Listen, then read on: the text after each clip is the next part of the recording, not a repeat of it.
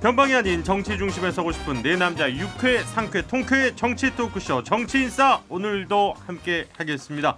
이준석 국민의힘 전 최고위원 그리고 그 옆에 김태훈 변호사 또 맞은편에 신장식 현근택 변호사 나오셨습니다. 어서 오십시오.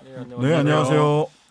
사실 뭐 그 지난주 우리 방송 시작할 때 코로나가 심상치 않다 이런 얘기를 했었는데 지금 500명을 넘어섰습니다.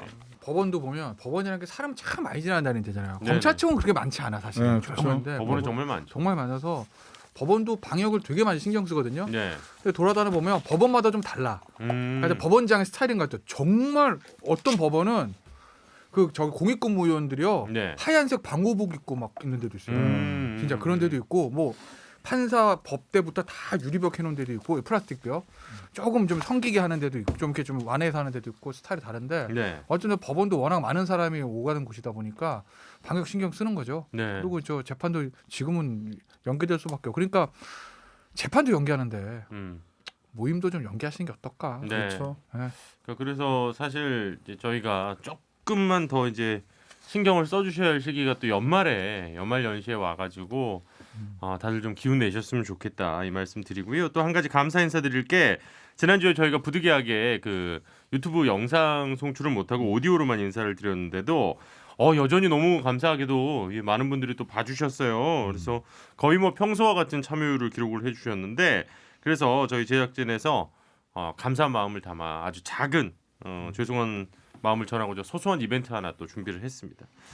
오늘 우리 방송 댓글 달아주시는 분들 중에 똑같이 또 5분을 선정해서 내년도 MBC 다이어리를 보내드리겠습니다. 이야. 업무 수첩인데요. 여기 보시면은 이렇게 그리고 요 뒤에 이제 MBC 뭐 MBC를 별로 안 좋아하시는 분들도 있을 수 있겠습니다만 이렇게 해서 이번에 좀 잘 나왔어요. 작년보다 확실히 좀 이쁘게 나와가지고 저희가 이거 5권 준비해서 정치인사 이름 써가지고 저희가 보내드리도록 하겠습니다. 이게 이제 이벤트가 자체 이벤트가 많은데 네. 실은 이 후원 내지는 이런 게 좀 들어와서 이벤트를 조금 더 자주 할 수 있게 신경 좀 많이 써주십시오. 이게 뭐 영업을 하고 그러십니까 형님? 저희가 뷰수가 좀 괜찮습니다. 여기까지 말씀드리고 저희가 사실은 지난주 집에 가면 저희끼리 다 계획을 짜놓은 게 있어요. 네네네. 그래서 이제 뭐 이제 코로나가 잠잠해진다는 거 전제로 우리 지방 투어도 한번 해볼래. 그것도 좋죠. 내년에 부산시장. 네. 네. 그런 것도 좋죠. 그죠. 일단 네. 코로나만 좀 괜찮아지면. 캠핑카 하나 빌려가지고 다 가죠 뭐. 그것도 좋다. 근태경 일종이에요?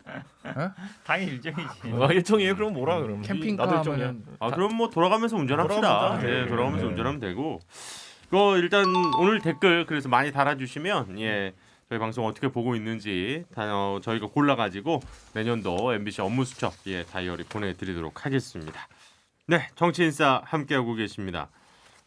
저희가 보통 이제 큰 줄기로 2가지 정도 주제에서 뭐 2개에서 3개 정도 주제를 나눠서 그간 진행을 좀 많이 했었는데 일단 오늘은 가장 큰 이슈가 워낙 크다 보니까 좀 이 한 주제를 잘 쪼개가지고 우리가 좀 세분화시켜서 얘기를 좀 해보도록 하겠습니다.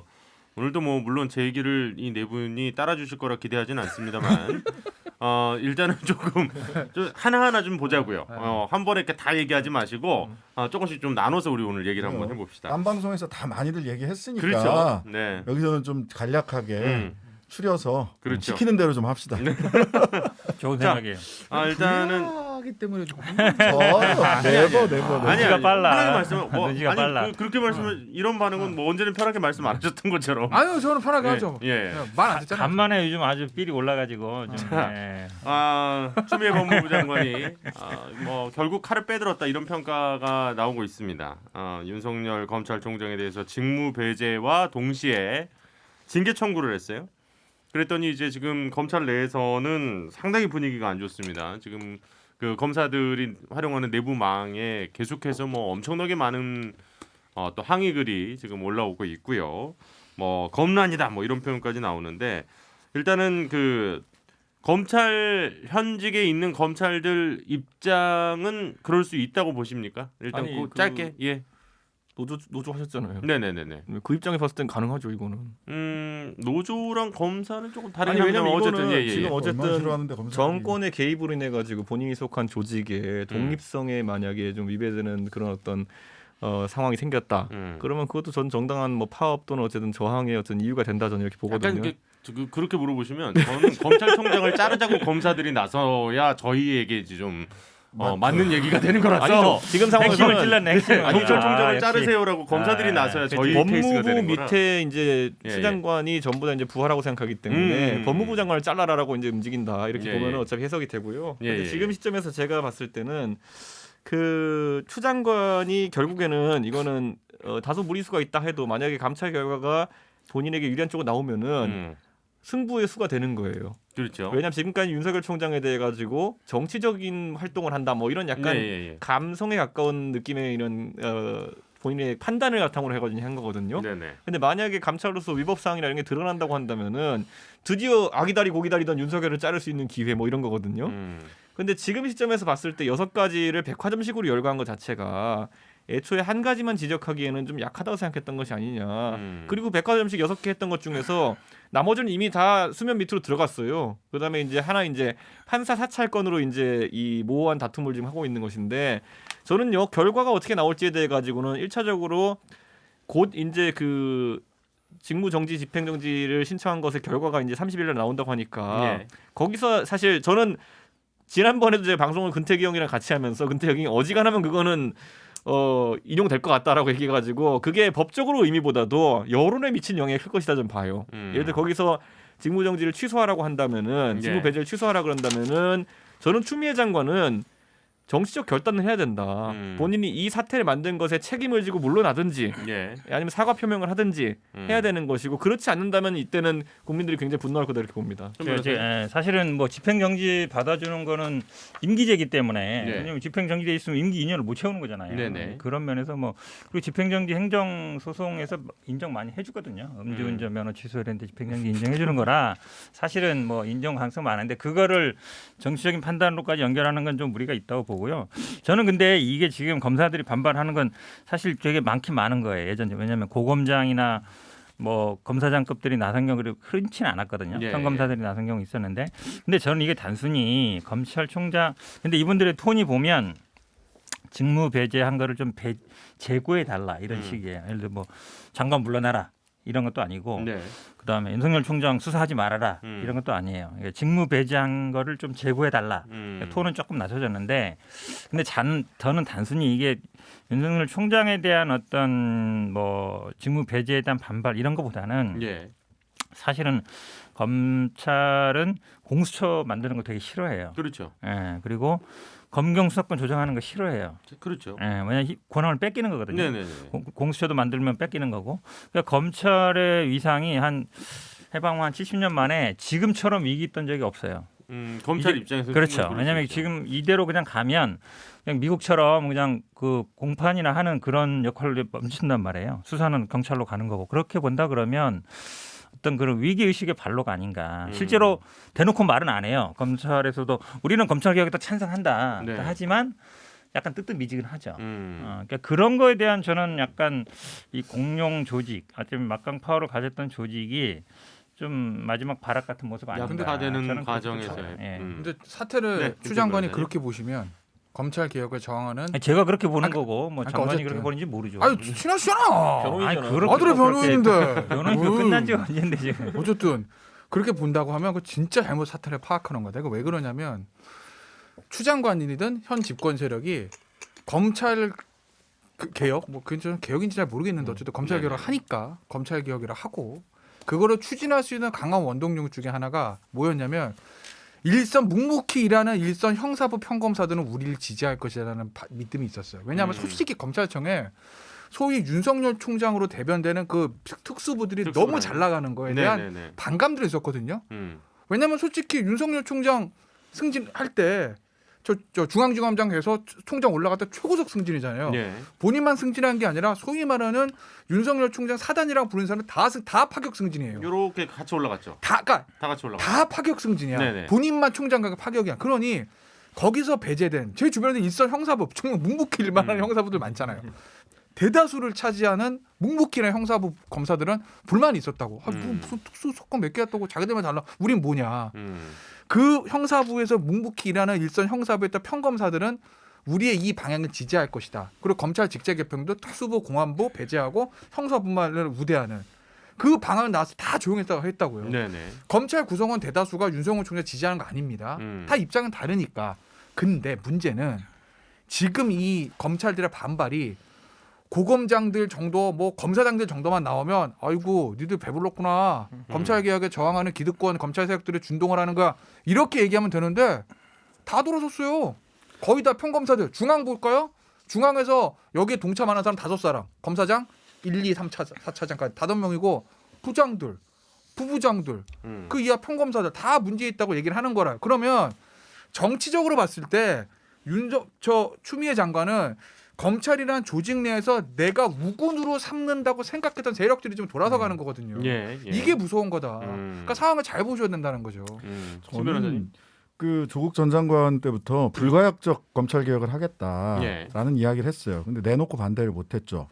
근데 이게 그 역할을 뭐 문재인 대통령도 마찬가지고 검찰 개혁에 대해서는 불가역적 개혁에 대한 집단적 반발이죠. 누가 뭐라고 해도. 예. 따라서 불가역적 개혁을 하겠다라고 칼을 빼들고 가는 쪽과 아니 검찰이 그 지금 뭐 독립운동하는 것 같아요. 보니까 그 자기네 이렇게 그 자기네 검찰 공화국의 수장이 이렇게 되니까 자기들까지 다 떠밀려서 가는 것 같이 생각을 하니까. 근데 그렇게 독립하고 싶으면 국민 아무리 뭐 독립성 뭐 이렇게 얘기를 해도 국민들로부터 주권자로부터 독립할 수는 없어요. 결과적으로는 근데 본인들이 세계를 그렇게 인식하고 있기 때문에 결국 이건 외나무다리 데스매치입니다. 어느 한쪽이 죽지 않으면 안 끝나요. 윤이 그 여기 뭐 근데 윤은 법적 절차를 거쳐야 될 기간이 쭉 있어요. 뭐 직무배제가 되고 안 되고를 떠나서 예, 예. 징계위원회에서 징계하면 이거 뭐 감봉하고 견책하려고 징계위원회 회부했겠습니까? 그럼 징계위원회에서 징계 결과를 놓고 행정소송으로 다투겠죠. 그 다투는데 시간이 뭐 저희까지 가면 한참 걸리는 겁니다. 그렇죠. 예, 결과적으로 저는 이 싸움에서 윤이 이기기는 쉽지 않다. 예. 징계위원회 결과가 나오고 행정소송으로 다투면 3년 걸립니다. 3년 대법까지 가면. 자, 그렇다면 그러면은 예. 그러니까 윤이 이기기 쉽지 않다 그러면 추가 이기는 방법은 뭡니까? 아니 법적으로는 그렇게 판결이 날 거고 그 과정에서 국민들의 마음을 누가 얼마나 얻을 거냐라고 하는 것은 변론으로 법적으로만? 현재 외나무다리 데스매치에서는 윤이 쉽지 않아요. 네. 예. 법적으로는 그렇죠. 왜냐하면 네. 이 사건을 장관이 뭐, 가지고 있으니까. 이긴다는 네. 의미가 뭔지 제가 자꾸 묻는 네, 것인 게 근데, 예. 결국에는 윤이 그래가지고 만약에 진다, 그래가 대권 주자가 된다, 그래가지고 대권 지지율이 올라가가지고 대통령이 된다, 그럼 윤이 이긴 거죠. 그러니까 저는 그러면 그럴 수가 없어요. 그럼 추미애는 죽었어, 내가 봤을 때는. 아니 봐봐 뭐가 있냐면 내가 윤이 이긴다는 게 단순히 요 징계위원회하고 행정소송 이런 것만을 가지고 얘기하는 게 아니고 지금 감찰 그 징계위원회 올라간 감찰 내용이 예, 있고 예. 추가 감찰하고 있고 또 그 외에 수사지휘권이 배제되면서 수사가 이루어지고 있는 것들이 있어요. 장모 특- 사건. 자, 일단 뭐 장모 사건부터 예. 시작해서 부인 뭐 사건. 그다음에 검사들 술 접대 사건 뭐 이런 등등등 해가지고 그런 게 다 있단 말이에요. 자, 일단 그러면 윤석열 총장 대권 관련 이야기는 조금 이따가 또 예. 하도록 하고 그러면 일단은 아까 이제 이준석 전 최고가 얘기하셨던 것처럼 이 법원 심리가 30일에 열립니다. 다음 주 월요일이고요. 직무배제 조치의 효력을 중단할지를 판단하는 겁니다. 네. 그러니까 일단은 만약에 여기서 이제 그 윤석열 총장 측의 손을 법원이 들어주면 직무배제는 끝나는 건가요? 직무배제는 일단은 끝나는 건데요. 네. 만약에 2일날 징계위원회를 열어가지고 만약에 해임이든 뭐 파면을 한다 그러면 그건 또 다른 문제고요. 일단 법원 그렇죠. 판단. 그것을 이제 대통령이 제거하면 되는 거기 때문에 직무가 만약에 정지된 게 취소됐다 해도 다시 징계위원회에서 뭐 해임을 결의하고 대통령이 결재를 받으면 그때부터는 이제 해임된 거니까. 그렇죠. 저는 만약에요. 그러니까 다시 또 거기에 물론 이제 집행정지 또 들어갈 수는 있는데 그때는 좀 다른 문제가 되죠. 우리가 여론이라는 걸 이제 결국엔 여론을 살핀다고 했을 때 만약에 법원에서 직무정지를 풀어줬는데 그런데 한 3일 이틀 뒤에 3일 뒤에 해가지고 다시 이제 해임까지. 그 위원회 열어가지고 네. 징계위원회 열어가지고 해임을 해버린다. 해임 건의를 하고 해임을 한다. 그렇게 되면요. 그거야말로 지금 이 앞에 깔려 있는 그 어제 난관이라고 하는 모든 스파이더맨을 다 밟고 가는 겁니다, 진짜. 그거 밟고 갈 때마다 지지율 푹 떨어지고요. 그거 제가 봤을 때는 그래서 실질적으로 30일 날 있는 그 심리가 굉장히 분수령이 될 가능성이 높은 게 네. 거기서 직무정지 풀리잖아요. 아까 말했듯이 저도 현근택 변호사 말에 동의하는 게 사실 법적으로 큰 의미는 없을 것 같아요. 하지만 정치적으로 국민들에게 주는 메시지는 야 법원에서 어쨌든 직무 배제하지 말라 가처분에 그랬는데. 비슷하게 어쨌든 네네. 저걸 풀어준 건데 그걸 다시 이틀 만에 또 징계를 때려버려? 그럼 너희들은 진짜 니들이 하고 싶은 대로 다 밀어붙인 집단이구나라는 거를 각인시키는 계기가 될 것이기 때문에 저는 그렇게 못할 거라 봐요. 제가 그래서 아니 물러갈 길이 없어요. 아니 네. 제가 그렇게 갈 그래서 수밖에 없어요. 방송에 나가서 이게 항상 그 많이 얘기를 다 하는 밟을 수밖에 거예요. 없다니까. 왜냐하면 집행정지라는 거는 사실은 그 물론 사안이 얼마나 중대하냐 그 사안도 보지만 예. 뭐 회복하기 어려운 손해 나냐 긴급한 필요성 이걸 보는데 핵심적인 게 이제 임기제이기 때문에 그리고 행정 사건에서 이거 순전하게 법률적인 판단이에요. 그렇기 때문에 그거를 집행정지를 받아줬는데 해임하면 안 된다. 그 논리는 제가 보기에 자꾸 언론도 그렇게 얘기하고 아마 야당에서 아니, 근데 그렇게 얘기하는데 제가 보기에는 법을 조금 아시는 분들이 보기에는 안 맞는 얘기예요. 그게 형 우리 사실 여기 법조인이 3명 있어서 그러는데 우리 법조인의 시각인 거고 이거는 사실은 저는 법의 영역을 넘어섰다. 그러니까 아까 장식이 형이 법적으로 윤석열 총장 이기 힘들게 저는 그거를 윤석열 총장 수사 말고 요 이제 임기와 해임과 관련된 그것만 협의해서 본 거거든요. 그건 당연히 윤석열 총장 원하는 대로 다 이길 수는 없을 거야. 근데 저는 그건 중요하지 않다고 봐요. 결국은 이것은 정치적 형사 사건이고 정치 영역으로 넘어왔기 때문에 네네네. 여론이 얼마나 받쳐주는가. 예를 들어서 윤석열 사실- 총장이 잘렸어요. 예. 소송 져도 와 저 탄압 받았잖아 정권 수사하다가 그래도 지지도 막 올라가잖아요. 그럼 윤석열 총장이 나중에 대권을 나가든 안 나가든 사는 거예요. 예. 그게 제가 얘기했던 언젠가 누군가에게 했다던 윤석열 총장이 원하든 원하지 않든 정치를 해야 사는 순간이 올 수가 있다는 그 부분이거든요. 그러니까 지금 법적 근데- 판단과 정치적인 판단 자체가 좀 다를 수 그래서- 있다는 지금 네. 다 얘기신 것 같고요. 네, 그래서 만약에 집행정지가 인용이 되면 네. 형 말이 맞죠. 대부분 인용해주지. 그러니까. 그래도 그걸 법조인들이 아무리 설명을 해봐야 국민들에는 법원이 윤석열 총장 이거기 때문에 사실 그 그런 밖에 거잖아. 예를 들어 네네. 우리가 예를 들어 어떤 유명 정치인이 큰 죄를 지고 감옥에 들어가게 됐는데 예를 들어 뭐 아파가지고 형집행 정치를 해준다든지 아니면은 뭐 보석 상태에서 재판받게 해준다든지 이런 것들이 사실 그 사람의 상태에 대한 것이지 죄가 중하고 약함 이런 게 아닌데 그걸 대중을 어떻게 받아들이냐면은 특혜로 받아들이고 야 저 사람이 이제 풀려나려는 거 이렇게 받아들이는 사람들이 있는데 거기다 대놓고 똑똑이 스모크 같이 가가지고 변호사들이 가르친다고 해가지고 여론이 바뀌지 않는다고요. 이제 두 가지 부분을 말씀드릴게요. 여기까지만 드릴게요. 예, 일단. 법리상 보면 검사징계법에 보면 일반 검찰총장이 일반 검사들을 직무정지를 시키려면 되게 요건이 까다로워요. 요건이 네. 까다롭고 그거를 법무부 장관한테 얘기를 해서 법무부 장관이 이제 그 직무집행정지를 시키는 건데 네. 법무부 장관이 직접 검찰총장의 이 제청을 받지 않고 직접 직무정지를 시키는 건 요건이 굉장히 넓어요. 그냥 법무부 장관은 필요하다고 인정할 때에는 징계 혐의자에게 직무집행의 정지를 명할 수 있다. 필요하다고 인정할 때에는 이라고 해가지고 굉장히 요건이 그렇네요. 넓어요. 예. 그렇기 때문에 사실 서울행정법원이 판사 재판부는 굉장히 고민을 많이 할 거예요. 여러 가지로. 기분 나쁜 것도 있고 이런 걸 만들었어 하고 하는 기분 나쁜 것도 있고 이 법문을 그대로 놓고 보면 그냥 법무부 장관이 정무적 판단해서 직무정지 시키면 그냥 할 말이 그게 없네요. 그냥 재량의 범위 안에 있다라고 판단할 수 있는 거예요. 그렇기 때문에 네네네. 법리상으로 보자면 사실은 직무정지도 인용되기는 쉽지는 않다라는 게 하나. 그다음에 두 번째는 예. 이 건의 트랙이 있고 여기서 미치는 정치적 영향이 있는가 하면 아까도 말씀드렸다시피 수사권 배제돼서 수사되고 있는 것들 제가 아는 바로는 몇 가지 팩트들을 법무부가 가지고 있는 것으로 알고 있어요. 이런 것들이 그냥 이 사건이 징계가 끝날 때까지 그냥 가만히 그냥 주머니 속에 넣고 있지 않다는 거예요. 아니, 예전에- 그래서 자, 그거에 자. 따라서 자. 국민들의 여론도 잠시만. 함께 예. 변동해 갈 거다. 네네네. 예. 아니 한동훈도 기소할 그 증거가 차고 넘친다며. 자. 아니 제가 이래서 이럴 걸 제가 뻔히 알고 오늘 방송 시작과 동시에 오늘은 하나하나 짧게 네. 가자. 다음으로 이 얘기를 제가 이렇게 20분을 할 거라고 상상을 못했어요. 사실 여기서 우리 이제 가장 오늘 네 분이 좀 경론을 벌이실 만한 이슈를 지금 얘기를 하려고 그랬는데 자꾸 이 얘기를 하시니까 여론 얘기를 먼저 하죠. 지금 이제 그 법적인 판단과 그 여론과의 상관관계 뭐 이런 얘기를 하셨기 때문에 정말 정치 인사는 진행이 힘들어요. 자, 어쨌든간에 나왔습니다. 일단은 여론조사 결과가 현재까지 나온 것부터 먼저 볼게요. 리얼미터 조사 결과를 보면 추 장관의 조치를 잘못했다고 응답한 사람이 50%를 넘었고 잘했다고 하는 사람은 40%가 채 안 됩니다. 뭐 일단 여당 입장을 좀 먼저 들어볼까요? 오늘 문 대통령의 여론조사 지지율 40%가 딱 거기까지 나왔었거든요. 예. 지금 어쨌든 뭐 부동산 문제도 있고 지금 이 추윤 갈등 문제도 있고 그게 영향을 많이 미치고 있다라는 게 아마 언론의 분석인 것 같고요. 이게 근데 저는 물론 이제 여론조사는 뭐 객관적인 데이터이기 때문에 그걸 네. 부정할 수는 없는데 이제 언론의 보도는 좀 불만이 있죠. 왜 그러냐면 굉장히 어찌 보면 이게 대부분 어찌 보면 그 검찰 발로 기사 쓰는 분들인데 그렇죠. 처음부터 보면 굉장히 이제 추미애는 굉장히 뭐 오버하고 나쁘고 뭐 굉장히 이런 식으로 가고 윤석열은 굉장히 피해를 당하는 사람인 것처럼 그러니까 이게 어찌 보면 이제 조국 전 장관을 할 때는 완전히 반대의 경우죠.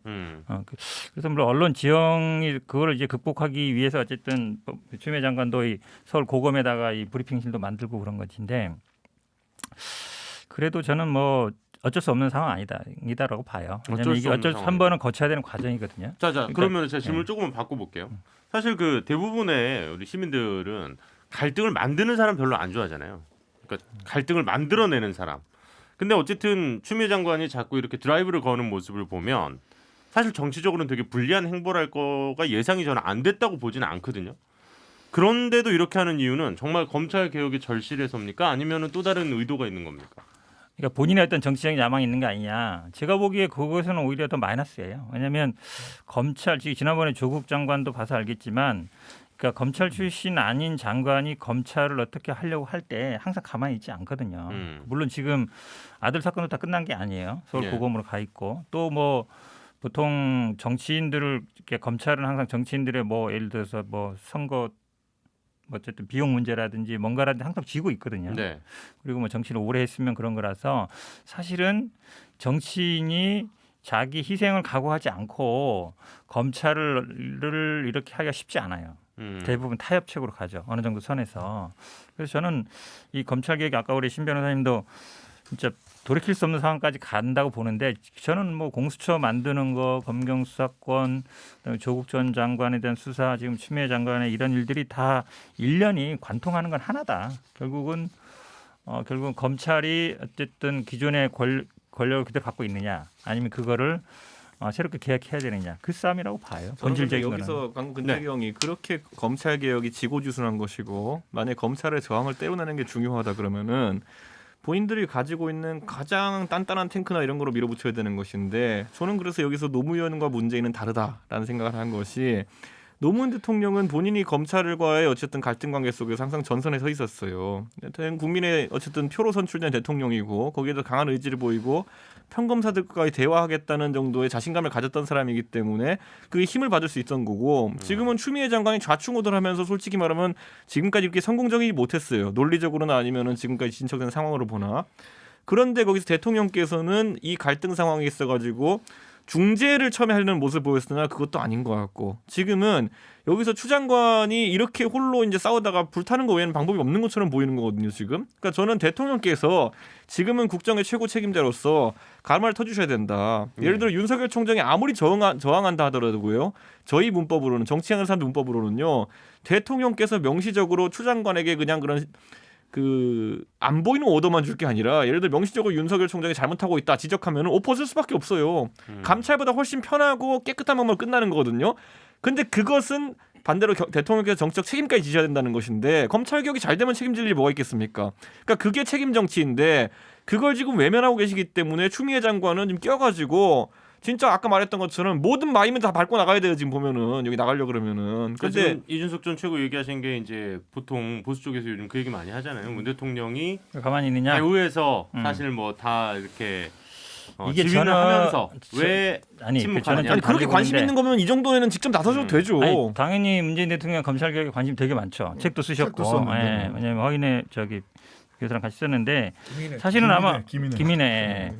근데 저는 허인혜는 다른 분이고, 저는 아마 그 노무현 대통령에 대한 학습 효과도 있다고 봐요. 그렇게 검찰하고 바로 부딪혔을 때 사실은 뭐 갖고 지금도 보면은 뭐 검사와의 대화하라 그러는데 대화 결과가 좋지 않았잖아요. 서로 어찌 보면 파열음이 났거든요. 그러니까 결국은 문재인 대통령 스타일도 절차와 규정과 원칙대로 하는 거를 원하는 것이지 본인이 직접 나서서 왜냐하면 그 판에 끼게 되면 결국 누군가 손을 들어줘야 돼요. 두 사람 다 자기가 임명한 사람들인데. 그렇죠. 임명했고 그다음에 둘 다 손들어줄 수가 없잖아요. 근데 지금 싸움은 제가 보기에 이걸 한쪽 순을 예를 들어서 뭐 감찰을 해라라든지 할 수도 없는 얘기고 그다음에 뭐 예를 들어서 임기 보장해라. 임기 보장됐으니까 뭐 지켜라. 싸우면 어찌 보면 지금 해임 결의하는 거랑 반하는 거잖아요. 저는 법적인 절차에 들어간 상태에서는 대통령이 뭘 하긴 좀 그뭐 곤란한 상황이라고 JTBC 봐요. 보도에 그런 게 나왔었죠. 그 참모들에게 절차대로 하면 된다. 뭐 이렇게 얘기를 했다고 하는데 문재인 신 변호사님 대통령- 의견도 좀 궁금하네요. 이건 문재인 대통령 스타일이에요. 그리고 지금은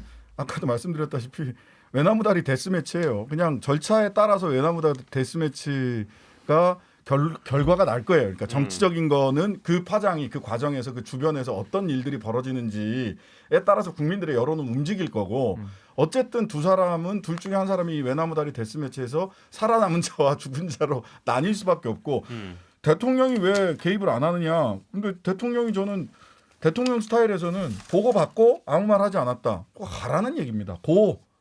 해. 그 얘기죠. 그다음에 징계 결과가 나왔어요. 근데 여기서 정직 이상인 경우에는 대통령이 그거 제가 해야 돼요. 네. 그때 이 징계위원회에서 뭐 감봉, 면책, 감봉 이런 거 나오면 굉장히 민망하긴 할 것 같아요, 사실. 근데 하여튼간에 감봉, 견책, 대통령 제가 없이 하는 징계 강정을 하려고 이 징계위원회가 소집됐다고 생각하는 사람은 아무도 없을 겁니다. 그럼 정직 이상은 대통령 제가 없으면 이거 결정이 안 되는 거거든요.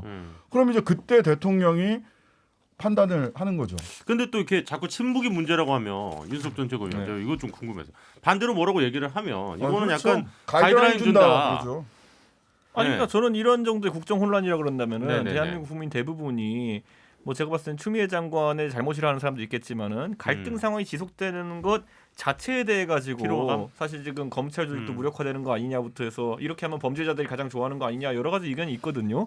저는 그런 상황 속에서 대통령이 가르마트는 거 이럴 때 최고 지휘관이 나서라고 있는 겁니다. 근데 이 책임을 방기할 좀 필요는 어쨌든 없다. 얘기를 좀 무엇이든 입장 표명을 좀 했으면 좋겠다는 아니면요, 지금은 저희가 절차에 드러나게 들어간 이상 하면 안 돼. 드러나게 할 필요도 없어요. 예를 들어 윤석열 총장하고 추미애 장관 들어오라 그래가지고 네. 야 니 나가라 이렇게 하고 그냥 하면은 그 윤석열 총장이 나가가지고 밖에서 나 나가랜다 이렇게 떠들고 다니는 그것도 이상한 사람이죠. 그러니까 조용히 정리할 수 있는 길이 있어요.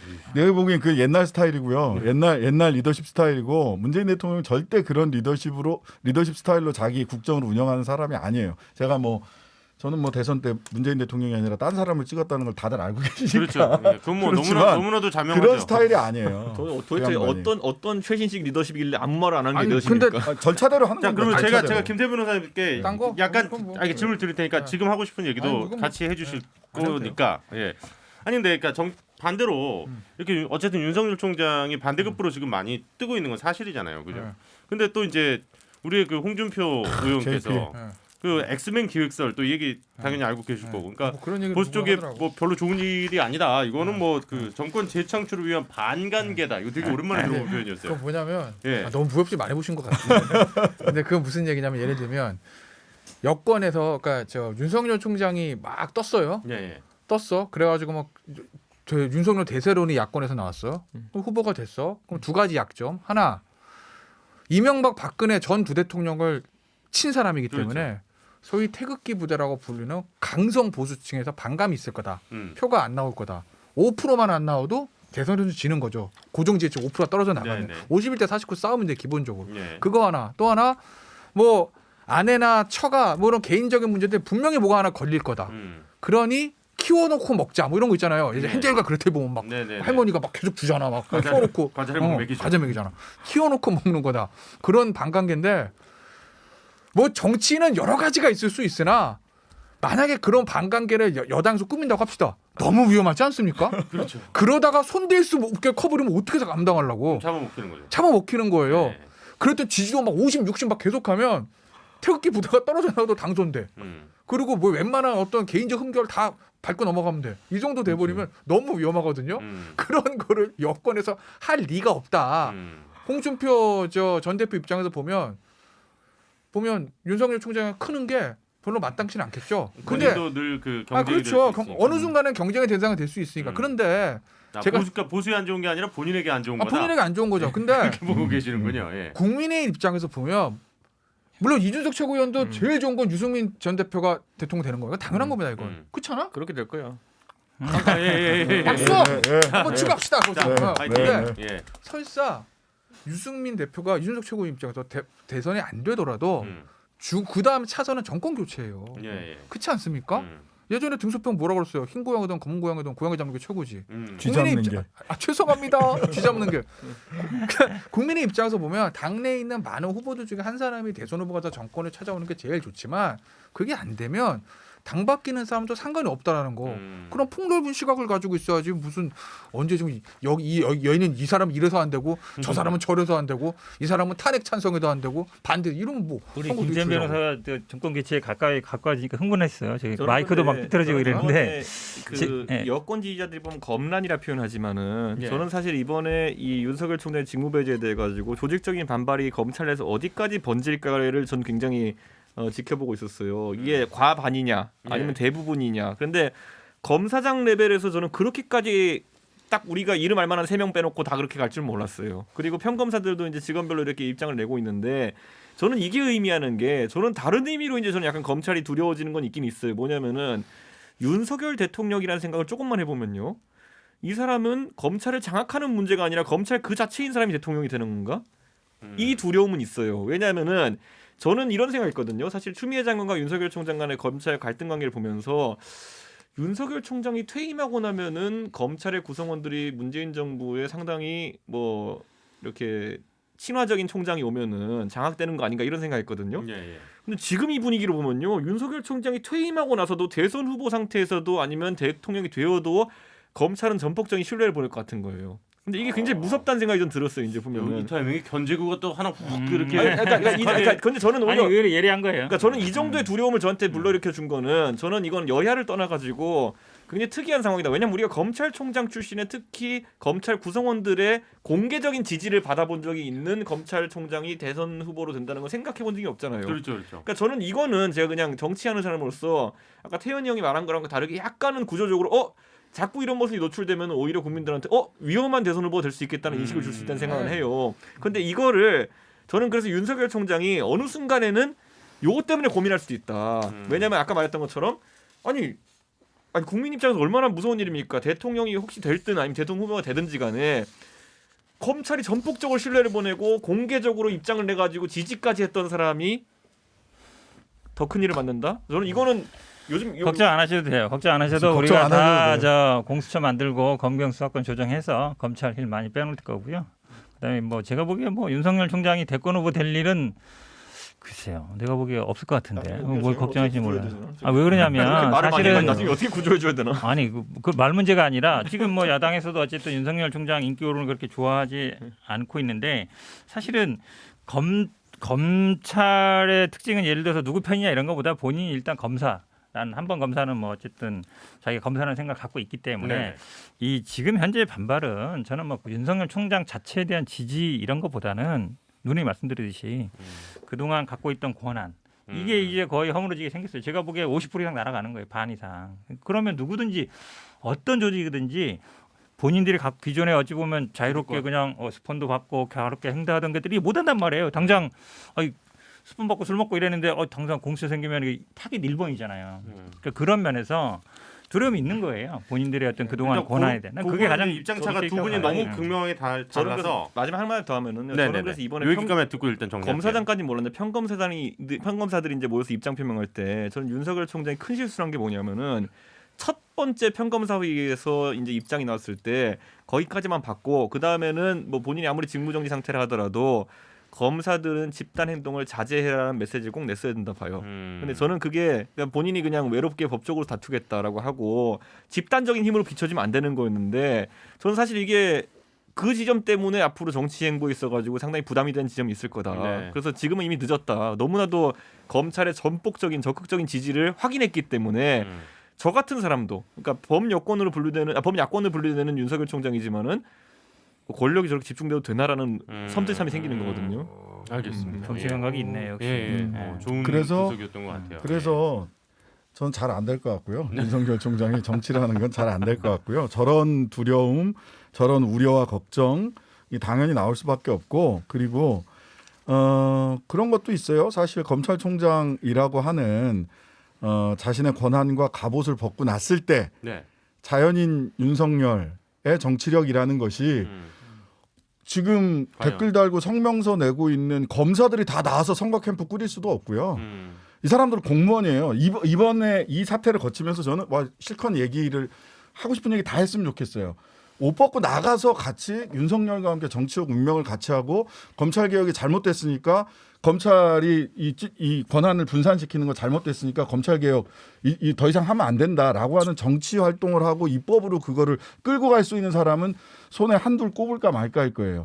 그럼 이 과정을 거치면서 실은 아 내가 공무원이구나라고 하는 것을 알겠습니다. 알게 될 거다. 자, 나 예. 하나만 하면 네, 뭘 짧게. 윤석열 총장이 네. 여기까지 대통령 듣고. 나갈 거 될까 말까 그렇게 관심들이 많으실까? 나는 근데 하나도 중요한 게 아니다.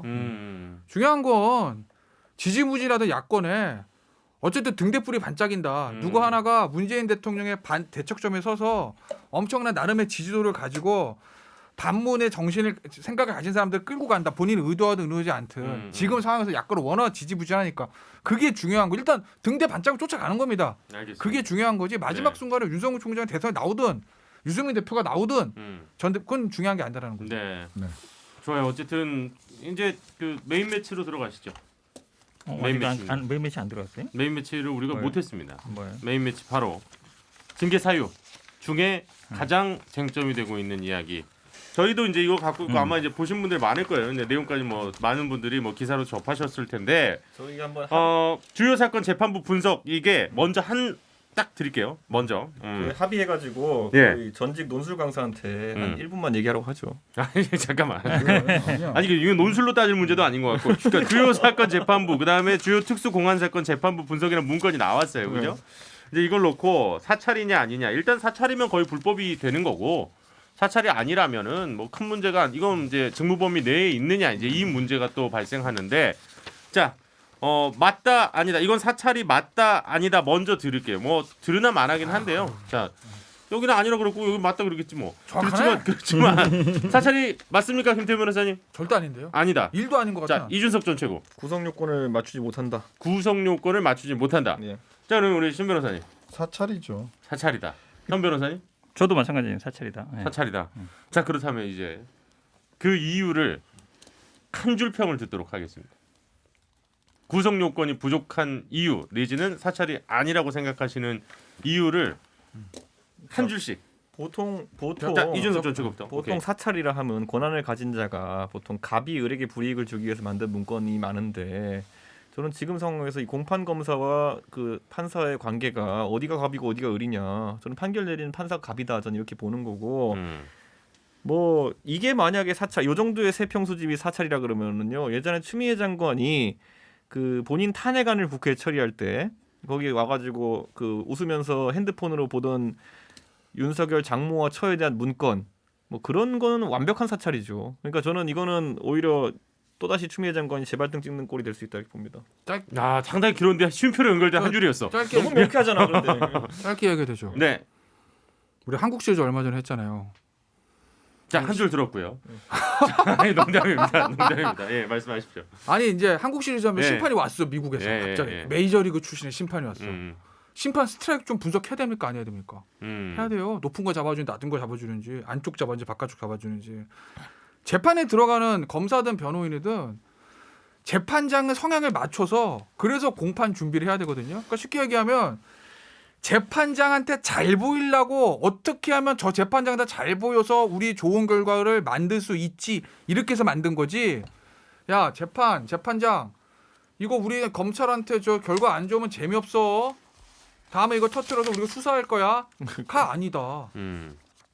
두분 불이익을- 비슷한 얘기네요. 재판에 네. 불이익을 법원한테 대상자인 법관한테 불이익을 주려는 것도 아니고 재판에 나쁜 영향을 끼치는 것도 아니다. 나한테 좋은 결과를 얻기 위해서 어떻게 하면 결정권자인 판사에게 마음에 들까? 그러기 위해서 그거 맞춰가려고 만든 거 아니에요?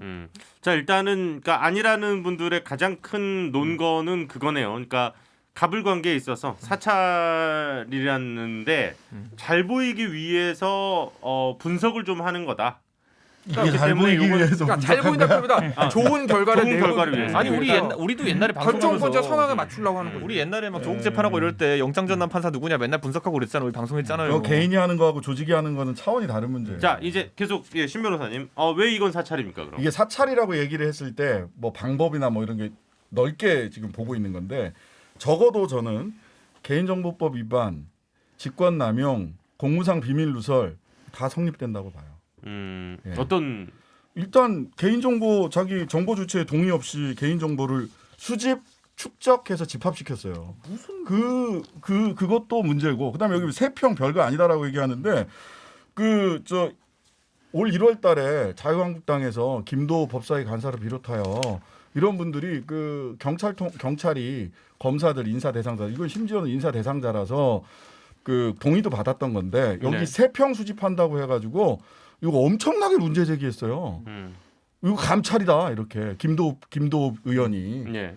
그러니까 세평 수집도 그렇게 평가가 그때는 뭐 사찰이고 지금은 사찰이 아니다. 저기 세평에 나와 있는 걸 쭉 보면 그 공무상 비밀 누설이라는 게 여기 보면 16년도 행정처 16년도 무리하기 법관 리스트 포함 이렇게 돼 있어요. 15년도, 16년도, 17년도 뭐 이런 거 다 있나 봐. 예?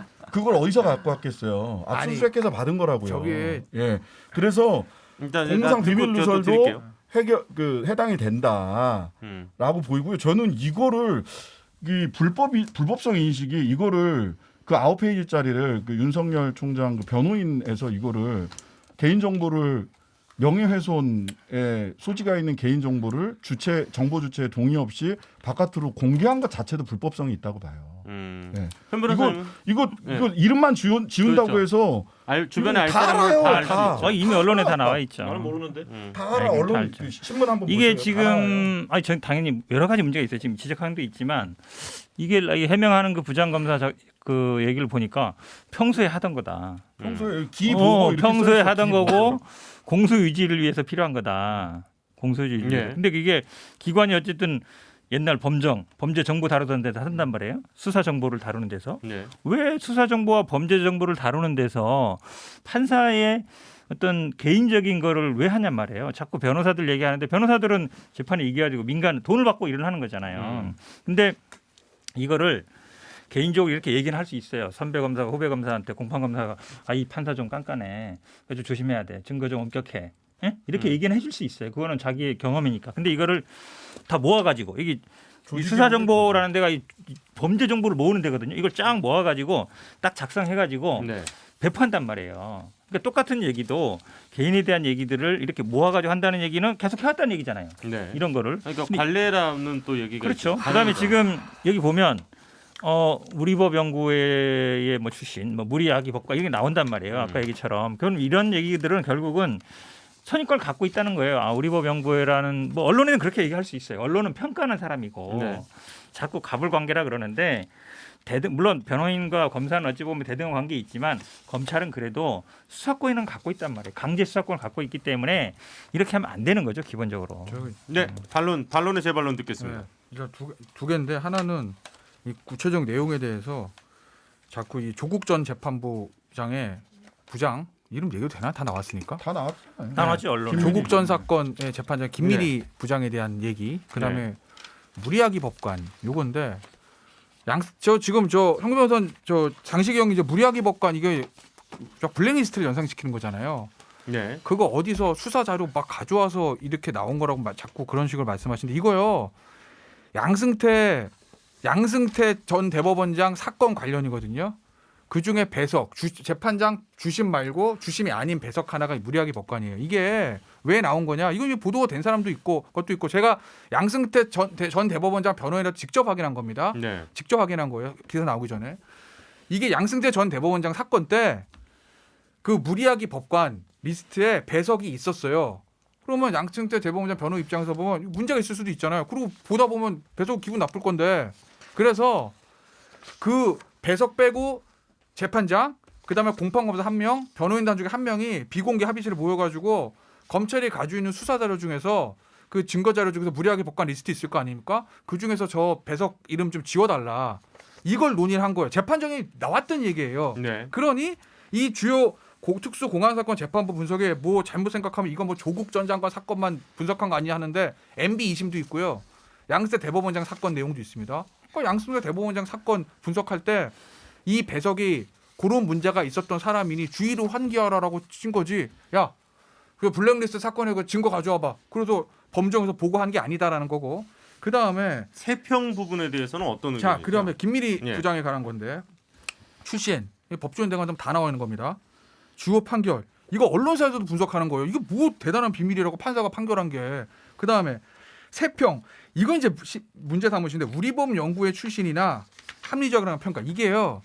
우리법 연구회 출신이기 때문에 철저히 공소 유지 우리가 준비해야 된다. 그런 문제 있지 사실은. 우리법 연구에 대한 안 좋은 시각을 가지고 있는 거거든요. 안 좋은 시각이지. 아 근데 보세요, 형. 인하죠, 인하. 합리적. 인하 합리. 그러니까 우리법 연구에는 비합리적이라는 얘기잖아. 출신이 당시에 자, 먼저 그렇지. 듣고 자 또. 소위 예. 말하는 예. 조선일보, 중앙일보에서 어떤 보도가 쏟아졌냐면 김민희 부장 배당됐을 때부터 조국 전 장관 배당됐을 때부터 김민희 부장 우리법연구회 출신이기 때문에 이거 조국 전 장관에 유리할 수도 있다는 기사가 계속 나옵니다. 다 보셨을 거예요. 계속 나왔어. 그러니까 우리법연구회 출신이라고 하지만 해분이 합리적이다. 그러니 그거 걱정 안 해도 된다라. 이게 김민희 부장 나쁜 얘기입니까? 그러니까 또 하나, 나쁘고 자. 좋고의 문제가 저는 아니라는 아니요. 게 궁금하다는 언행이 건데. 부드러우며 원만한 게 재판 진행을 잘함. 가급적 검사나 변호인의 말을 끊지 않고 잘 들어줌. 재판장으로서 적극적으로 검사나 변호에게 이래라 저래. 이걸 가지고 김민희 부장한테 불이익을 줍니까? 검찰이? 그러니까 일단 자, 저는 우리가- 이론에서는 빠질게요. 네, 자, 자, 이제부터는 그렇지. 자유롭게 좀 서로 얘기 좀 네, 한번 권한 해보자. 없는 조직이 이런 자, 정보를 우리가 모았다는 것 잠깐만요. 자체가 문제예요. 법원행정처에서 만든 아니, 권한이 있냐고, 블랙리스트를 검정에. 문제가 삼았던 이유는 그게 지금 직권나가다 무죄 나오고 있지만 문제 삼았던 이유는 그 블랙리스트 왜 만들었어요? 처음에 불이익을 주려는 거지. 인권법밖에 못하게 하려고 이탄희 판사 불이익 주려고 특정 법관이나 특정 집단을 불이익을 주기 위해서 위에 있는 인사권자가 만든 거잖아요. 이건 그게 아니라는 그러니까 거예요. 지금 김재현 변호사 권한이 얘기하면 없대니까 이런 걸 김재현 다 변호사 권한이 아니, 얘기하면 아니, 그렇지, 다 얘기해봐요. 위반이에요. 그럼 만약에 그 법관에서 무슨 이걸 얘기는- 만들었어. 어쨌든 목적으로 만들었는데 불이익을 안 줬어. 그럼 문제 없는 문제 거야? 없는 거예요? 만드는 것 아니지. 자체가 안 만드는 된다는 것 거예요. 자체가 안 된다고. 만드는 것 자체가. 자체가 뭐, 만들지 말라는 거야 이건 기본적으로. 업무 권한이 없어. 권한이 아니, 없는 없어요? 데서 개인 정보를 수집해가지고 축적을 권한? 했어. 그것 자체가 아니 문제라니까요. 그러면 전부 다 이게 봐요. 그럼 저기요. 내용 관행이다. 내용 이렇게 중에서 얘기하는 게 말이 되는 거야. 이게? 내용 중에서 불법성 인식이 없어. 내용에서 불이익을 저기 주기 위한 내용 하나만 특정해 줄 수 있어요. 하나만 말씀드릴게요. 아니 내용을 떠나서 아니, 내용 꼭 작성하는 것 따질 수 자체가 있어요. 문제라니까. 권한 없는 왜 작성하냐고 이런 데가 거를. 이런 정보를 수집해서 축적하는 것 자체가 자, 문제야. 보세요. 말을 잠깐. 하는데 말을 트는 게 아니라 사찰의 성립 요건에 있어가지고 아니 불이익성이 사찰의 있어야 될 성립 거 아니야. 요건을 개인정보법상 그런 거 못하게 돼 있다고. 권한에 없는 일, 권한에 사찰은 없는 사람이. 사찰은 뭐냐면 어떤 사람에 대해서 어떤 형태를 살피는 것 자체가 사찰이에요. 네. 이걸 근데 가지고 법적으로- 그 사람을 기소하거나 그 사람한테 불이익 줘야 사찰이 아니고 판례에 따라 사찰이라는 가지고 거는 지금까지 그러면 뭔가 예를 그 들어 사람에 대한 정보를 모아서 그냥 우리 갖고 물어볼게요. 있는 거 그게 사찰인 아니, 거예요. 개인정보법 위반인지 박근혜 아닌지를 때 얘기를 블랙리스트 작성한 사람들 그 중에서 누가 유죄 나왔습니까? 그걸 왜 여기서 물어? 아니 왜냐면 기억도 안 불이익을 나는데. 주기 위해서 한 그 특정의 혐의 확인돼가지고 그때 그때 유죄 나온 사람 누가 있어요? 거의 다 지금 무죄 나왔어요. 저기 자꾸 기회가 규정 뭘안 얘기하시는데 나죠, 서울 고검에서 2015년 규정을 찾아보셨네. 뭘 만들었냐면 예. 공파문 업무 매뉴얼이 있어 서울 고검에. 예. 내용 항소심 재판장은 고등부장으로서 오랫동안 형성된 자신만의 재판에 대한 사고 진행 방식이 있어 각 재판부별로 그 성향 또는 재판 진행 방식에 커다란 편차가 있으므로 각 재판부의 특성을 파악해 적절히 대처해야 한다. 2015년 1월 만든 겁니다. 뭐 전 정권에 만들었으니까 잘못된 거라고 말씀하시면 할 말은 없어요 제가. 적폐 검찰 정권에서 한번 뭐 한다고 일단 예. 배석 판사들은 형사 단독을 거친 경우가 많고 연륜이 있어 유무죄에 의문이 있는 사건은 반드시 법정에서 문제가 되며 철저한 대책만. 이거 무슨 얘기냐면 공판 중심주의잖아요. 당사자주의잖아요. 법정에서 재판장을 설득해야 되는 거잖아요. 재판장 스타일이 양형이 센지 약한지 변호인의 증거 신청 잘 들어온지 아닌지 파악해서 거기서 맞추자라는 거예요. 왜? 그렇게 해야지 재판이 수월하게 돌아가니까. 이거 미국에서는 대놓고 하는 겁니다. 뭐 미국이랑 우리랑 다르니까 뭐 우리는 안 해도 된다라고 하시면 참 그런데 어쨌든 그래요. 매뉴얼이 있는 거예요. 예. 하라고 돼 있는 겁니다. 근데 문제는 대검에서 왜 만들었냐 이거거든요. 예? 대검에서 만들었냐? 그러면 하나만 여쭙게요. 공판 검사가 이거 만들면 괜찮습니까? 공판 검사가 개인적으로 가지고 축적하는 게 아니라 개인이 네. 참고를 네. 하기 그죠? 위해서 정보를 수집하는 거하고. 공판 아까 그건 괜찮다는 거잖아. 난 그거는 공판 있을 수 검사가- 있다고 봐요. 공판 개인과 검사가 조직은 다른 문제예요. 예를 들어서 자 이게 조국 전 장관 사건에 이건 뭐 수사 검사가 직수 사건이지만 공판 검사가 들어가가지고 나 이거 이 재판이 있으니까 잘 이겨야 되니까 준비했다 내가 막 옆에 동기들한테 물어보고 제가 하는 것처럼 예. 그거는 오케이란 말씀이시잖아요. 그러니까 문제는 지금 왜 대검에 있는 수사정보정책관실이 그거를 왜 했냐 이 말씀하시는 거잖아. 근데 보세요. 거긴 권한이 없어요. 보세요.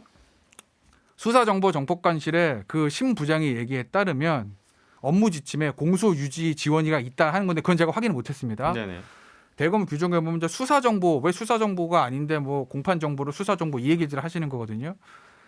이게 원래 공판 검사에서 하는 게 제일 좋죠. 공판 검사실에서 내 사건이니까. 근데 그렇죠.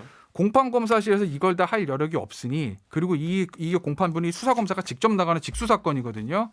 그러니 일선 공판과 수사 검사를 지원하는 부서인 대검의 수사 정보 정책과의 지원 부서에서 이걸 만들어서 공판 검사한테 물어봐서 이걸 만들어서 대검 반부패 강력부장 당시 심재철 부장을 통해서 수사팀과 공판팀한테 참고할 수 있게 업무 참고 자료를 줬다. 그 얘기 뭐냐? 공판검사, 수사검사가 직접 하는 게 좋은데 그래도 내가 제일 잘할 수 있으니 내가 만들어서 일을 도와줬다는 거거든요. 그거예요. 그죠? 근데 그렇게 도와주면 안 돼요. 검찰청법 9조인가? 나 기억 안 나네. 9조 보시면 보셨어요? 뭐 이거 협력하게 돼 있다 이거. 검찰청 공무원들이 그건 무슨 얘기냐? 현근택 검사가 하는 일이 바쁘면 김천희가 도와주라는 거예요. 예. 예? 공판검사, 수사검사 하면 제일 좋은데 그게 안 되니 지원 조직인 대검 지원 조직에서 해서 그걸 총장한테 보고 후에 대검 강력 심재철 부장한테 줘서 심재철 부장이 일선에 뿌리게 이렇게 만들어 놓은 거라고. 그리고 이게 요거까지만 들을게요. 예. 아. 마무리 슬슬 해주세요. 그리고 규정 얘기하니까 나도 네, 규정 네, 얘기할 요 얘기 텐데, 마무리 듣고 이제 현 변호사님 그리고 나 얘기까지 진짜 왜 들을 사실은 시간이 대법원 지금 지금 그 넘어갔고 대검의 네. 업무 지침은 공개가 안 되는 거예요. 그러다 보니까 공개된 건 대통령령이 검찰 사무 기구에 관한 규정인데 거기에 나와요. 수사정보관이 할 수 있는 일이 결국은 수사 정보의 자료 수집 이런 거란 말이에요. 수사 정보 수집 그렇지, 분석 관리. 그렇지. 그거를 자꾸 그 이 담당 이 작성했던 부장검사도 보니까 이거는 수사뿐만 아니라 공판도 할 수 있게 돼 있다. 그럼 공판이라 그러면 이 수사 공소 유지에 도움이 돼야 되는 것인데 그거를 판사 개인에 대한 것까지 연결시킨단 말이에요. 그러니까 수사 정보를 공판까지 연결시키고 그다음에 공판에 관여된 거니까 판사에 대한 정보도 된다. 그건 아니죠. 기본적으로 공소 유지라는 거는 이 수사가 좀 미진하거나 뭐 증거가 부족하거나 이럴 경우에는 이런 걸 좀 더 해봐라. 이렇게 얘기하는 건 수사 정보가 맞아요. 근데 판사에 대한 어떤 개인적인 이런 것들을 공소 유지를 위해서 필요하다. 그거는 제가 보기에 수사 예, 수사 정보에서 알겠습니다. 할 일이 아니죠. 자, 아니 근데 당연히. 뭐 어차피 이 의견이 저는 같아질 거라고 생각하지는 않고요. 그런데 그러니까 좀 충분히 좀 들어보고 싶었어요. 어떤 의견들이신지. 간단히 한번 말씀드릴게요. 그럼 네네. 자, 이 이제 마무리 발언 이제 지금 두 분은 갑시다. 말씀한 이전 최고하고 신 변호사님 마무리 발언 듣고 그러니까 여기서 마치겠습니다. 저는 항상 얘기하는 게 뭐 그래 이게 잘못됐다고 만약에 논리를 받아들여요. 그런다 했을 때 이거 윤석열이 지시한 것이냐에 대해 가지고 어떤 증거가 있는지가 우선 궁금하고 왜냐하면 윤석열 총장이 이걸 만들어라고 그러니까 그런 지원 업무를 해라라고 지시한 것인지 아니면은 판사 뒷조사 해라라고 지시한 것인지 이런 것들에 따라서 윤석열 총장에 대해 가지고 적용될 수 있는 지적사항도 다르거든요. 저는 그거 아무것도 공개된 거 없어요. 예를 들어 윤석열 총장이 가가지고 우리법연구원지까지 내용을 넣으라고 한 건지 아니면 뭐 그냥 공판에 필요한 거 좀 만들어서 넘겨라 이렇게 한 건지 아니면 원래 하던 일이니까 그냥 하라게 한 건지 아무것도 없는 것이고 만약에 거기서 윤석열 총장이 김민희 판사 해가지고 뒤에 이거 써라 이렇게 한 게 아니라 그러면은 이게 총장의 직무정지에 이를 일인가에 대해 가지고 저는 무조건 그것도 과잉이다라 보는 게 만약에 일반적으로요 이런 일이 있으면요 제가 봤을 때는 그냥 뭐 앞으로는 하지 마 이 정도가 처분의 끝이거든요. 그런데 여기서 검찰총장의 직무를 정지시킬 정도까지 가야 되는 이유가 무엇인지에 대해서 그러려면 저는 윤석열 총장이 직접적으로 구체적으로 개입했다는 게 나와야 되는데 또 얘기 못할 겁니다. 옛날에 한동훈 건처럼 그냥 뭐가 있겠지 이러고 그냥 다 털고 있는 거예요. 무슨 의견인지 알겠고요. 그러니까 일단은 직접 지시가 아니기 때문에 윤석열 총장의 잘못이라고 하기도 쉽지 않다. 아니 건이. 이런 거잖아요. 예를 들어 우리가 어떤 조직에서 제가 상관으로서 어떤 지시를 내릴 수가 있겠죠. 제가 예를 들어 당에서 있으면서 당직자한테 가가지고 뭐 현근택 변호사에 대해서 좀 알아봐라 이렇게 했어요. 근데 내가 할 때는 좀 알아봐라 했는데 그걸 본인이 잘못 이제 이해가 직무 수행하면서 불필요한 정보까지 수집했다. 그래가지고 그게 문제가 됐다 그러면 지시는 저는 그냥 포괄적으로 내렸기 때문에 제가 뭐 도의적인 책임이 질 수 있겠지만은 제가 뭐 불법을 지시한 겁니까? 그건 아니거든요. 그러니까 저는 이거에 대해 가지고 예. 왜 윤석열이 직무정지가 돼야 되는지에 대해서 설명하려면은 증거 좀 가져와라 제발. 그러니까 뭐 직접 지시 뭐 했는지 안 했는지 무기냈는지 뭐 아직 밝혀진 게 전혀 없으니까. 이게 문제라 하더라도 그러니까요. 이게 무슨 예. 얘기냐면 자, 예. 그만할까요? 그만하지 어, 뭐. 아니 뭐 짧게 아니 뭐 비슷한 더 얘기니까 안 아니 하죠. 그럼 이런 식이라면 자, 자. 어떤 논리가 되냐면요. 알겠어요. 동네 예. 경찰이 사고 치면요 경찰청장 물러나라 하는 거예요 이제. 아따. 자, 신 변호사님 오늘 마무리 발언. 저는 어차피 이- 의견이 같아질 거라고 기대하고 이 방송 보는 사람은 아무도 없으니까 괜찮습니다. 그, 나 하나 그 마무리 방에 할 때 네. 하나. 네네. 네. 짧게. 근데 나 하나 진짜 궁금한 거. 2월달에 이거 받은 심재철 부장은 화만 내고 왜 그냥 썼을까? 몰랐나? 이게 문제인가? 근데 그거는 지금 갑자기 문제인 게 생각나가지고 장관님 이거 있는데요 갖다 드린 걸까? 받아서 화가 났으면 그때 장관에 보고하는 게 맞죠. 그때 보고 했겠죠. 했는데 윤석열 총장가 그렇게 잡고 싶어하던 추 장관은 왜 이걸 그냥 놔뒀을까? 시간을 타이밍을 본 거지. 타이밍? 형 국회 나올 때마다 이거 감사라고 해서 저거 감사 막 다 던졌어 있는 거 다 던졌어. 이거 하나도 안 나왔어, 그죠? 오케이. 타이밍을 본 거죠. 근데 알겠습니다. 지금 갑자기 그리고 이거 왜 이 타이밍이냐? 자, 이 타임 이거를 진짜 철저히 따지면 어떻게 해야 되죠? 작성한 성부장부터 조사해야 됩니다. 너 이거 왜 만들었냐? 총장 오다 받았냐? 그다음에 심재철 부장 불러야 됩니다. 총장 너 주면서 뭐라 그러든 두 개 아무것도 안 했어요. 아무것도 안 했죠. 그리고 나서 그냥 총장이 지시하고 직권 남용이래. 뭘 조사하고 뭘 감찰하고 징계를 하겠다는 거지. 난 이해를 할 수가 없네. 알겠습니다. 저는 이 개인 정보를 권한 없는 자가 심지어는 정보 처리자가 누군지도 알 수 없는 곳에서 조직적으로 개인 정보를 내용을 차치하고 내용도 난 굉장히 문제가 많다고 보지만 내용을 차치하고 권한 없는 부서에서 조직적으로 이런 개인 정보를 축적했다는 것 자체가 문제인데 개인정보법 위반이에요. 예. 그리고 아까 뭐 들은 얘기다, 누가 해서 받은 얘기다라고 하는데 사실 법률가들이 행정처 16년도 무리하기 법관 리스트 포함 들은 얘기면 라고 뭐 알려져 있음이라든지 이런 식으로 써요. 사실 그런 점에서 나한테 의구심이 드는데 이거는 뭐 까보면 되는 거니까 이거는 사실 까보면 되는 거니까. 근데 이 부분에 대해서 뭐 관례적으로 해왔다. 난 이 그 불법성 인식이 전혀 없다는 게 굉장히 놀랍고 그 6페이지 썼다는 그 양반이 도대체 내가 쓴 건데 이게 뭐가 문제야? 관례상 다 해왔어라고 네. 얘기하는 거. 네. 그러다 보니까 이 그 변호인도 사실 개인 정보를 이렇게 정보 주체에 동의 없이 그냥 다 깠어 바깥으로 9페이지 이거를. 이것도 정말 굉장히 큰 문제라고 봐요. 예. 그래서 저는 전반적으로 예전부터 어떻게 해왔는지 또 이제 기보고 이렇게 써 있는 거 보면 심재철 그 반부패 부장 들어오기 전에 계속해서 보고가 됐다는 얘기거든요. 기보고 받았던 반부패 부장님은 그걸 가지고 이제 밑에다가 돌렸나 봐요. 심재철 부장은 어쨌든 간에 붙들고 화를 냈다고 하는 얘기는 하지만 일단 안 뭐 돌렸나 배포를 봐요. 막았다는 뭐 보도도 있긴 화를 했습니다. 내고 어쨌다는 거예요. 그러면. 네? 안 돌렸다는 거 아니야? 거예요? 어쨌든. 그리고 배포하지 네. 않았던 보도도 있긴 여튼 했는데 저는 하나. 이 부분에 대해서는 이 분명 뭐 이제 얼마 안 남았고 결과적으로 처음 모두로 돌아가서 말씀드리면 외나무다리 데스 매치다. 지금 곧 얼마 안 있으면 뭐 나오겠다 싶습니다. 네네. 속보가 예. 하나 나왔는데 네네네. 다음 달 수요일 날 징계심의위원회 열리잖아요. 그리고 월요일에 다음 주 월요일에 저 행정법원 신문 열리잖아요. 화요일에 뭐가 있냐면 자문. 감찰위원회. 외부 인사들이 요구했던 감찰이 열린다는 거예요. 네네. 감찰이 패싱 문제가 생겨서 만약에 거기서 감찰위원회에서 외부 인사들이 이제 정족수해가지고 야 이거 감찰 문제 있다. 왜냐하면 성감찰 후징계인데 이 감찰도 없이 그냥 징계하는 거거든 지금. 징계위 전날 열리게 네. 되는 거네요. 그러면 이제 법무부 감찰위원회가. 그럼 감찰위원회 결과에 따라서 수요일날 징계위원회가 흔들릴 수도 있는 거죠. 스파이더맨이 다 밟고 가라 진짜 이렇게. 자, 1, 2주 안에 다 끝나. 알겠습니다. 뭐 다음 주 우리 만날 때쯤이면 이게 어느 정도 1달러까지는 아니더라도 큰 좀 변곡점은 지나오겠네요. 변곡점들이 몇 개 있죠. 예. 월화수. 자, 어쨌든 오늘은 정말 좀 치열하게 두 양 진영에서 얘기하시는 모습을 좀 보고 싶었습니다. 그런데 역시 기대에 충분히 부응해 주셔서 감사드리고요. 예.